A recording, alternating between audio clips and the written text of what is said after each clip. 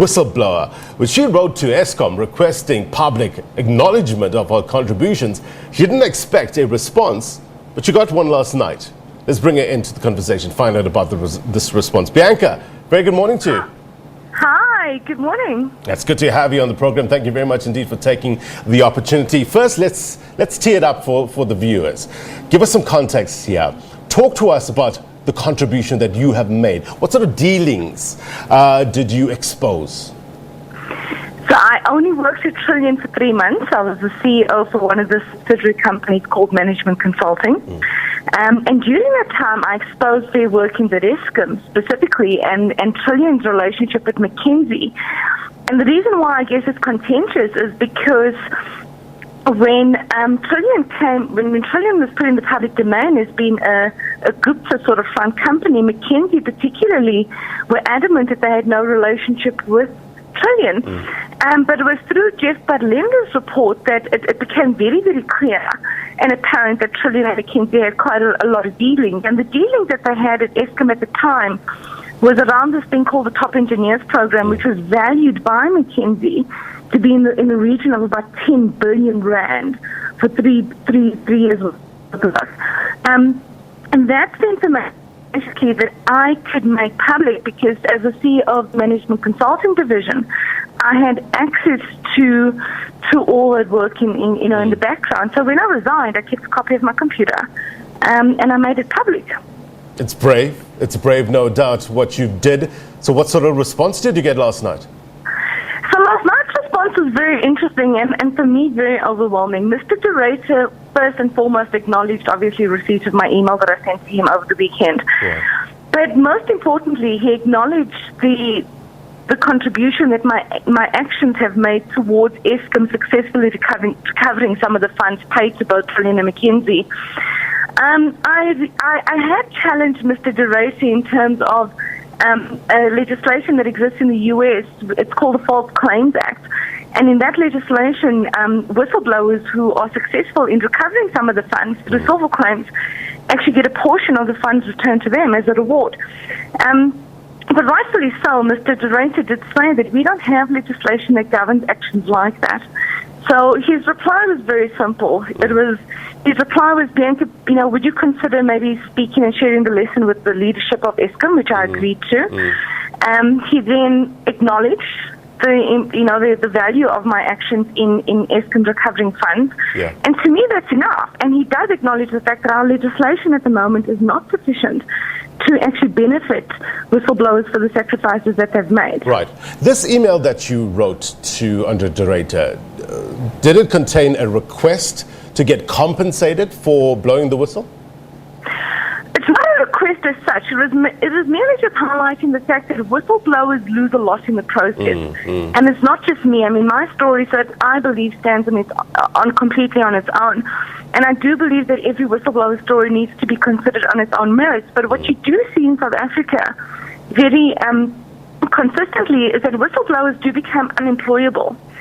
Inevitably, they're sort of pushed out of the organizations in which they blow the whistle on, either because they resign or they literally are fired or pushed out.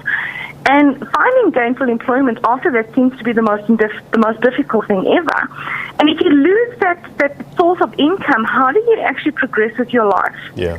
So my email to Mr. Durator wasn't a request, but it's actually just highlighting the fact that the sacrifices that whistleblowers make are maybe a lot more significant than I think what we maybe just think it is. Well, talk to us about your story, Bianca, and how your life has changed since blowing the whistle. Gee whiz. So I used to be your average South African, at least that's the way I considered myself prior to blowing the whistle and deciding to work for Trillion. I used to have a 9-to-5 job. I was in big corporates. I was at almost like a not executive level, but one level beneath executive level at Anglo American. I had a very promising career. I was your average hard-working sort of South African, and then I took on this position and everything changed. I subsequently got divorced.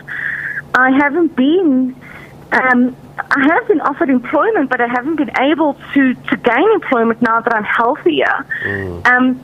And I come from a position where I used to be headhunted, and now I put 2,500 job applications in, and I don't get any response at all, apart from the we regret to inform you, ... So my life has changed. It's taken a toll on my family, my parents, I've subsequently got divorced. My daughter was also treated for trauma because of what I was going through. It's been really difficult, and I'm in financial ruin because of it. And although I'm not looking for compensation as such, I do think the stigma associated with whistleblowers in this country has to change.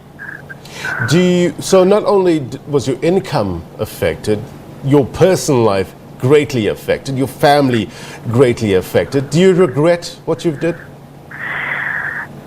So luckily for me, straight after this call, I'm actually going into therapy because I'm still being treated every week for post-traumatic stress disorder, and it's through my therapy. I appreciate that what I did was very courageous.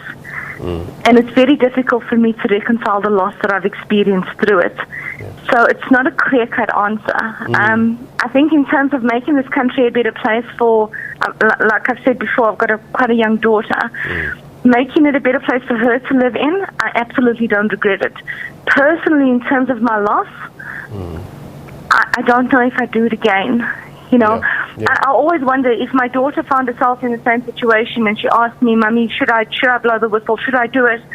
I find myself stuck wondering, would I tell her to do it or not? Because I don't want her to experience what I experienced, but I want her to live in a better place. So it's difficult to answer that question. Yeah, because it seems that you've gone through so much loss after this, but it is for the greater good, as you say. What's your advice? You are battling now with whether if your daughter had asked you the same thing, whether you'll give her advice to go ahead and speak up.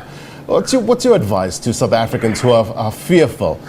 They know information, they think they can make a difference, but they're fearful to go through the issues that you went through. I'm very adamant on this, and I must attribute this to my parents. South Africa is a place that I'm going to die. Okay, I'm not leaving. We've got the best weather, we've got the best potential in terms of resources, we've got the most dynamic cultural diversity that I don't know any other countries even compared to us. I have faith and I've got hope. And as much as I've experienced all this adversity, what's amazing? I'm still standing. I may be broke. I may not be in the position that I was a couple of years ago financially or with financial security, but I have people that recognize my integrity. I've got a family that loves me. I've got true friends now, and I will find a job. I remain hopeful in that. And I don't want my daughter to ever come to me and say to me, "Mommy, I want to immigrate." I wanted to stay here, and for that reason, I think it's absolutely important that we do try and change society and we change the way people think. It is an amazing story, and I'm glad that you got the recognition that you deserve after all this loss. Your courage, your resoluteness, your being steadfast in the face of difficulty and danger and fear is, one can look up to you as an example for many others who are possibly in the same predicament, who want to come out and talk but are scared. And I guess you give them courage. So thank you, Bianca, for coming on and explaining your story. Thank you. Have a great day. All right. Appreciate it. Bye. Bianca Goodson there talking to us about this response that she got from under director from Eskom after an email that she sent to him, and talking about the issues of compensation and how much loss one goes through when you put yourself out there, when you stand up for the greater good. But she's in therapy, and we wish her all the very best. We'll no doubt follow up on Bianca's story. Amazing indeed.